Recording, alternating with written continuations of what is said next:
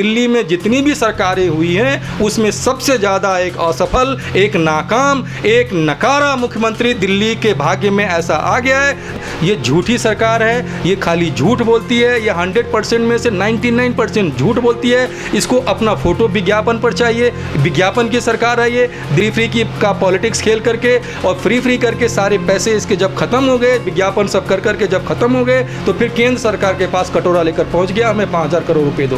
Ration तक जो केंद्र सरकार ने दिया उसको ठीक ढंग से ये वितरित भी नहीं कर पाए, जबकि इसका किराया भी केंद्र सरकार ही देती है। उन्होंने मोहल्ला क्लिनिक नाम की एक चीज़ बनाई जिसमें आप देखेंगे सुअर कुत्ते टहल रहे हैं और वो एकदम से फ्लॉप है। हज़ारों करोड़ उसमें इन्होंने बर्बाद कर दिया। दिल्ली सरकार को अगर करना था तो 6 वर्षों में एक भी अस्पताल में कोई बेड क्यों नहीं बढ़ाया, एक भी इक्विपमेंट क्यों नहीं परचेज हुआ। कहीं पर अगर बेड है तो वहाँ पर आदमी नहीं है, पैरामेडिकल स्टाफ नहीं है। देखिए, राहुल गांधी को जो पप्पू कहते हैं ना लोग, वो दरअसल में वो पप्पू से भी और गए गुजरे हैं। नमस्कार, आप देख रहे हैं हुंकार 24/7 और मैं हूं आपके साथ कहकशा परवीन। आज हमारे साथ मौजूद हैं पूर्वांचल मोर्चा दिल्ली प्रदेश उपाध्यक्ष अमरनाथ जी।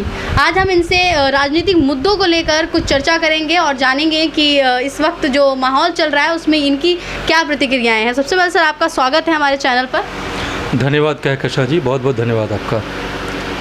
सबसे पहले तो मैं जो अभी चाइना बॉर्डर पर हमारे जो बहुत सारे जावाज रणबांकुरे हमारे शहीद हो गए हैं, उनको मैं श्रद्धांजलि अर्पित करता हूं। हमारे 20 सेना के जवान हमारे वहां पर शहीद हो गए विदेश से, चाइना से लड़ते हुए, तो उनको मैं श्रद्धांजलि अर्पित करता हूं और आपका स्वागत करता हूं।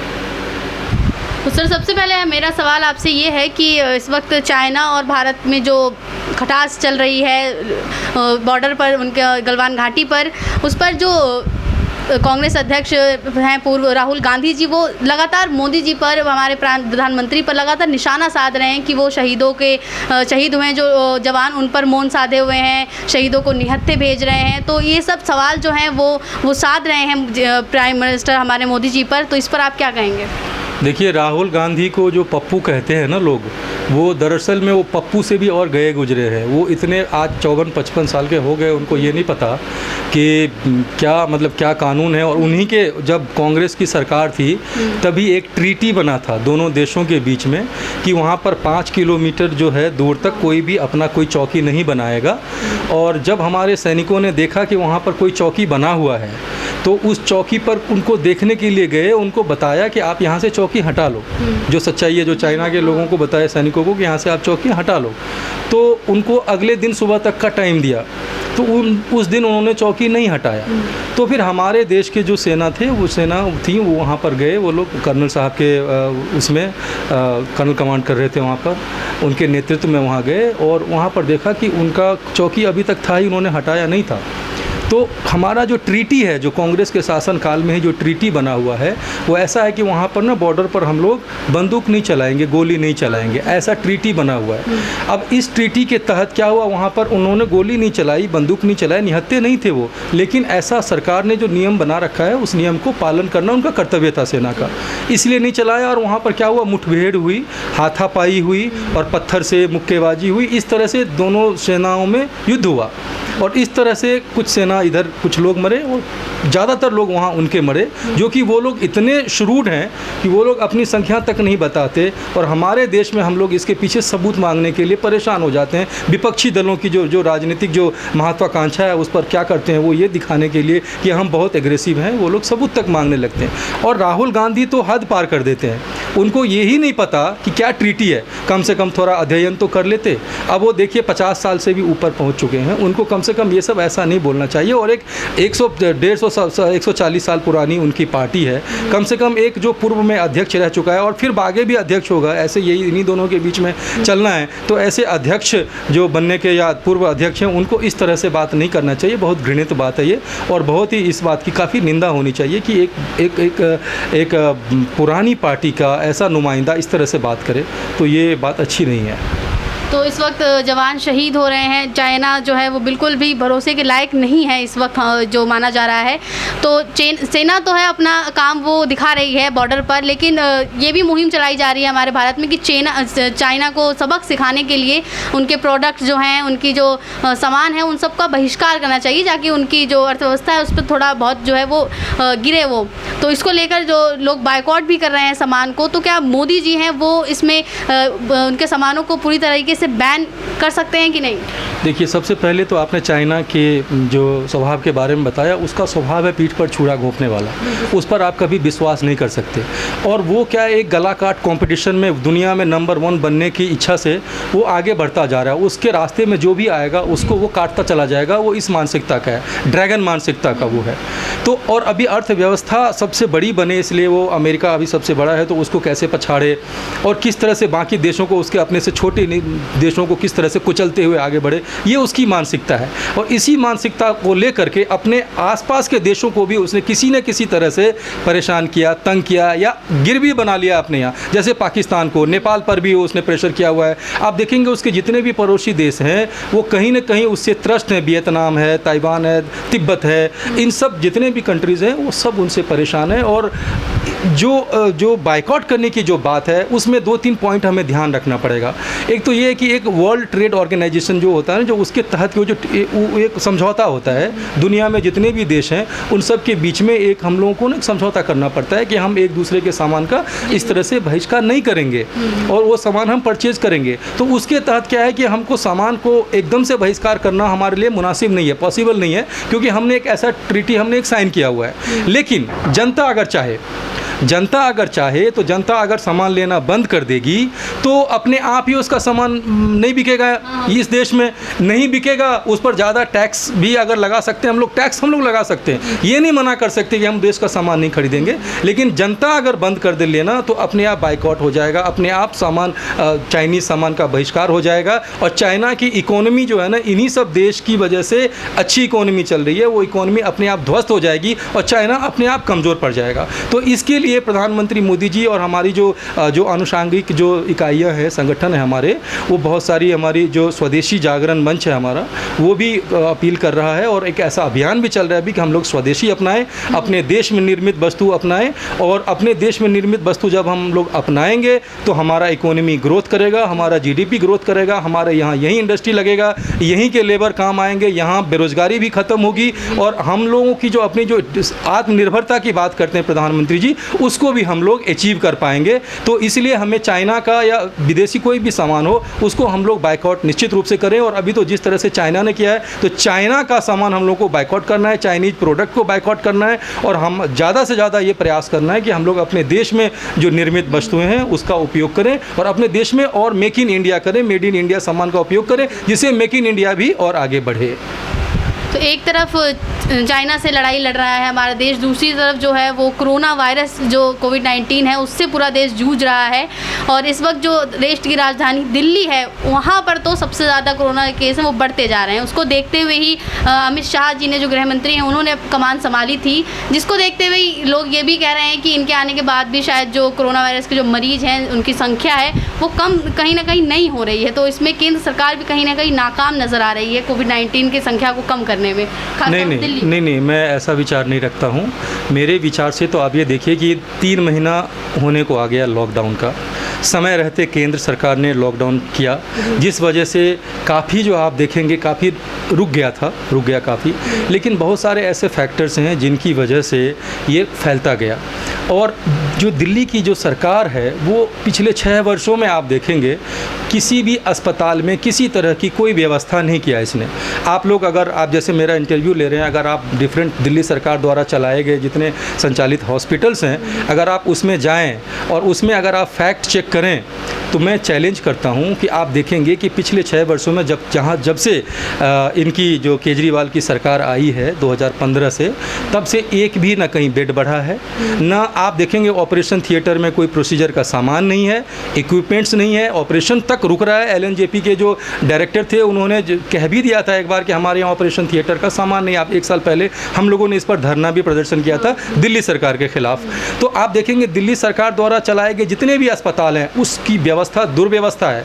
उन्होंने मोहल्ला क्लिनिक नाम की एक चीज़ बनाई जिसमें आप देखेंगे सुअर कुत्ते टहल रहे हैं और वो एकदम से फ्लॉप है, हज़ारों करोड़ उसमें इन्होंने बर्बाद कर दिया। तो ये जो सरकार है दिल्ली की वो अदूरदर्शी सरकार है। इतना सब कुछ होने के बावजूद 3 महीना तक इससे बिल्कुल कंट्रोल नहीं हुआ। नियंत्रण से बाहर जब चीज़ें जाने लगी तो केंद्रीय गृह मंत्री जी ने इस पर संज्ञान लिया और उन्होंने देखा कि अगर हम लोग इस तरह से अगर इस पर कंट्रोल में अगर हम लोग आगे नहीं आएंगे ना तो ये जो केजरीवाल है वो दिल्ली की जनता के साथ इतना अन्याय कर रहा है, दिल्ली की जनता को नर्क बना देगा, दिल्ली की जनता की ज़िंदगी को, और दिल्ली की जनता कहीं की नहीं रहेगी। कोरोना से एकदम एक करके जो है ना बहुत सारे लोग जो है पीड़ित होते जा रहे हैं और मरते जा रहे हैं, उनके लाशों के साथ मिसबिहेव हो रहा है, एब्यूज़ हो रहा है, एक तरह से गटर में से लाशें निकल रही है। तो ये सब देखते हुए हमारे केंद्रीय गृह मंत्री जी श्री अमित शाह जी ने संज्ञान लिया और उन्होंने अपने हाथ में बागडोर लिया, अपने हाथ में कमान ली दिल्ली की कि नहीं ऐसे नहीं चलेगा, तुम दिल्ली सरकार तुम सुधरो और हम ये सब तुमको बताते हैं, ये सब करो। अभी देखेंगे इन्होंने 10,000 बेड का अभी छतरपुर में हम लोगों ने जो राधा स्वामी सत्संग व्यास है वो आगे बढ़ करके आए और केंद्र सरकार का ये मुहिम था। और जाकर के अभी केजरीवाल क्या करे, वहाँ जाकर के फ़ोटो खिंचवा रहे हैं, कह रहे हैं कि दिल्ली सरकार ऐसा कर रही है। दिल्ली सरकार को अगर करना था तो 6 वर्षों में एक भी अस्पताल में कोई बेड क्यों नहीं बढ़ाया, एक भी इक्विपमेंट क्यों नहीं परचेज हुआ। कहीं पर अगर बेड है तो वहाँ पर आदमी नहीं है, पैरामेडिकल स्टाफ नहीं है, केयर करने के लिए कोई आदमी नहीं है, नर्सिंग ऑफिसर्स नहीं है, नर्सिंग स्टाफ नहीं है। ये तो स्थिति है इसकी। और आज से 2 महीना पहले ये कह रहे थे कि हमारे पास 30,000 बेड की व्यवस्था है और आज से 10 दिन पहले भी इन्होंने कहा है कि 15,000 बेड हमारा 30 जून तक हो जाएगा, 15,000 बेड हमारा 15 जुलाई तक हो जाएगा, तो 30,000 बेड हम लोग 15 जुलाई तक कर पाएंगे। और 2 महीना पहले इन्होंने क्यों बोला था कि 30,000 तक की भी मरीज की संख्या यहाँ हो जाएगी, तब तक भी हमें कोई चिंता की बात नहीं है। तो आप इस सरकार पर बिल्कुल भरोसा नहीं करते हैं। ये झूठी सरकार है, ये खाली झूठ बोलती है, ये 100% में से 99% झूठ बोलती है। इसको अपना फोटो विज्ञापन पर चाहिए, विज्ञापन की सरकार है ये। देश की और राज्य की जो हमारे दिल्ली की जो सारी जो अर्थव्यवस्था है उसको चौपट कर दिया फ्री की का पॉलिटिक्स खेल करके, और फ्री करके सारे पैसे इसके जब ख़त्म हो गए, विज्ञापन सब कर करके जब ख़त्म हो गए तो फिर केंद्र सरकार के पास कटोरा लेकर पहुंच गया, हमें 5,000 करोड़ रुपए दो। और फिर जब वो 5,000 करोड़ रुपए इनको मिल जाएंगे तो फिर से उसको इसी तरह से ये लुटा देंगे। ये अदूरदर्शी सरकार है, इसको किसी चीज़ का अनुभव नहीं है। इन्होंने दिल्ली को एकदम स्टेक पर लगा दिया हुआ है, इनको कोई मतलब नहीं है किसी से। दिल्ली की जनता त्राई कर रही है, यहाँ से मजदूर पलायन कर रहे हैं, यहाँ कोई रहना नहीं चाहता है। नहीं तो अगर फ्री अगर सब कुछ फ्री में मिलता हो तो आप बताइए कोई यहाँ से क्यों जाएगा। राशन तक जो केंद्र सरकार ने दिया उसको ठीक ढंग से ये वितरित भी नहीं कर पाए, जबकि उसका किराया भी केंद्र सरकार ही देती है। तो आप इस सरकार पर बिल्कुल भरोसा नहीं कर सकते। आज अगर केंद्र सरकार ने इतना सब कुछ किया कि हस्तक्षेप किया है केंद्रीय गृह मंत्री जी ने, तब जाकर के हम लोगों को, दिल्ली की जनता को थोड़ा सा सुकून मिला है। अब उन्होंने राहत की सांस ली है, उनको एक उम्मीद जगी है कि नहीं हम लोग खतरे में तो हैं लेकिन हमें बचा लेंगे, हमें अमित शाह जी बचा लेंगे। ऐसा मोदी जी पर विश्वास है लोगों का, जनता का एक भरोसा है। तो अब जाकर के जो है स्थिति थोड़ा सा अब नियंत्रण में भी आएगा। देखिए रैपिड एंटीजन टेस्ट हो रहा है, उसका रेट आधा करवा दिया उन्होंने कहा मनमानी नहीं चलेगी। और ये आज से नहीं है, आप देखेंगे बहुत 2 साल 3 साल पहले जब पिछला जो कार्यकाल था उसी टाइम प्रधानमंत्री मोदी जी ने स्टेंट का रेट कितना कर दिया था। इन्होंने देश के जो हॉस्पिटल्स हैं, प्राइवेट हॉस्पिटल्स, वो मनमानी कर रहे थे स्टेंट का रेट में, इन्होंने एक रेट तय कर दिया। ऐसे इन्होंने हार्ट के जो ऑपरेशंस होते हैं उन सब के जो इक्विपमेंट्स हैं उन सब के रेट तय कर दिए। तो देश की जनता के लिए जो एक दूरदर्शी सरकार जो है वो केंद्र में है, उससे क्या है कि एक भरोसा जनता का बढ़ रहा है। अभी भी मोदी जी पूरे विश्व में अगर आप देखेंगे तो बड़े बड़े विकासशील देश भी कोरोना की महामारी से इस तरह से नहीं निपट पाए जिस तरह से हमारे प्रधानमंत्री मोदी जी ने इसको कंट्रोल किया है और विश्व में एक बड़ा नेता बनकर के उभरे हैं कि इस तरह से इतना बड़ा देश, इतनी विविधताओं वाला देश, कहीं पर ठंडी है तो कहीं गर्मी है, कहीं पर धूल उड़ रहा है राजस्थान में तो हिमाचल में ठंडी बर्फीली हवा चल रही है। इस तरह का हमारा विविधताओं वाला देश, केरल से लेकर के कश्मीर से लेकर के कन्याकुमारी तक ऐसे देश को इस तरह से नियंत्रित करके रखा कि विश्व में जो आप देखेंगे जितनी संख्या में बढ़ा है उसका 1/10 भी नहीं है हमारे यहाँ। तो हम लोग बहुत नियंत्रित हैं और इस वजह से हैं क्योंकि हमारे देश में एक ऐसी सरकार है। दिल्ली की तो आप बात मत करिए, दिल्ली में एक ऐसी अराजक सरकार है जिसने दिल्ली की जनता को बेवकूफ़ तो बनाई है, दिन ब दिन ठगता जा रहा है, दिन ब दिन ये जो है बेवकूफ़ बनाता जा रहा है और दिल्ली की जनता से इसको कोई मतलब नहीं है। दिल्ली की जनता मरे, उसका बॉडी कहाँ जाए, क्या हो, ना किसी चीज़ की व्यवस्था है, ना किसी चीज़ का कोई इंतज़ाम है, खाली इनको झूठ बोलना है, खाली इनको विज्ञापन देना है। तो मनीष सिसोदिया जी जो हैं वो कहते हैं कि केंद्र सरकार पैसा नहीं दे रही है, तो दिल्ली सरकार कैसे काम करेगी? देखिए, इनके केजरीवाल जी कहते हैं कि हमारे पास पूरा पैसा है, मनीष सिसोदिया जी कहते हैं हमारे पास पैसा नहीं है। केंद्र सरकार जो इनको देती है, दिल्ली का जो हर एक राज्य को देती है उतना दिल्ली को भी देती है। अब ये लोग क्या करते हैं, इनके पास जो पैसा या तो फ्री में लुटा देंगे, या फिर इनको बड़ा बड़ा विज्ञापन चाहिए उसमें पैसा लुटा देंगे। दिल्ली की जो हज़ारों करोड़ों रुपए है, इसको इन्होंने ऐसे ही बर्बाद किया है। इन्होंने जो हॉस्पिटल्स की व्यवस्था है उस पर कुछ काम नहीं किया, जीरो काम किया है। आप ये बताइए, अगर इनके अस्पतालों की व्यवस्था अगर अच्छी होती तो इनके जो स्वास्थ्य मंत्री हैं सत्येंद्र जैन जी, वो बीमार पड़े तो इनको किसी मोहल्ला क्लिनिक में क्यों नहीं दिखाया? इनको अपने वर्ल्ड क्लास हॉस्पिटल कह रहे हैं कि हमने दिल्ली में इतने अस्पताल बना दिए, इतना बेड बना दिया, इतना वर्ल्ड क्लास हमारा स्वास्थ्य व्यवस्था है, उसमें सत्येंद्र जैन जी को उन्होंने क्यों नहीं उसमें करा? उसमें इलाज क्यों नहीं करवाया? उसमें एडमिट क्यों नहीं करवाया? क्यों नहीं मोहल्ला क्लिनिक में उनका इलाज करवाया? क्यों मैक्स में उनको लेकर के गए? आप बताइए। उनकी पोल खुल रही है, उनके पास कुछ भी नहीं है। दिल्ली की जनता को बिल्कुल नरक में डाल दिया इन्होंने कुछ भी नहीं किया। असफल मुख्यमंत्री हैं अभी तक के। दिल्ली में जितनी भी सरकारें हुई हैं उसमें सबसे ज़्यादा एक असफल, एक नाकाम, एक नकारा मुख्यमंत्री दिल्ली के भाग्य में ऐसा आ गया है, जो दिल्ली के लोग अपने ही गाल पर थप्पड़ मार रहे हैं कि ये क्या कर दिया। दूसरी बार भी हमने ऐसी सरकार को चुन लिया जिसने हमारा जीवन बेड़ा गर्क कर दिया हुआ है। और अभी अगर देखिए, कोरोना के बाद अगर ये इलेक्शन होता, कोरोना के तो जो कोरोना आई उसके पहले ही इलेक्शन हो गया, अभी अगर कोरोना के बाद में इलेक्शन हो, अभी अगर इलेक्शन करा लिया जाए तो केजरीवाल को एक व्यक्ति वोट नहीं करेगा। ये मैं आपको दावे के साथ कह सकता हूं। और भारतीय जनता पार्टी के जो केंद्रीय गृह मंत्री जी ने जो अपना एक दखल दे करके इस पर जो दबाव बनाया है, और आज जो जनता अपने आप को सुरक्षित मान रही है, उस वजह से केंद्र सरकार पर जो भरोसा है जनता का वो और बढ़ गया है, कई गुना बढ़ गया है। आप देखेंगे यहीं से पड़ोस में, आप देखिए यहाँ भाजपा की सरकार है, योगी जी ने किस तरह से नियंत्रित किया इस कोरोना जैसी वैश्विक महामारी को। अपने शहर की लेटेस्ट खबरों के लिए चैनल को सब्सक्राइब करें और बेल आइकन को दबाएं।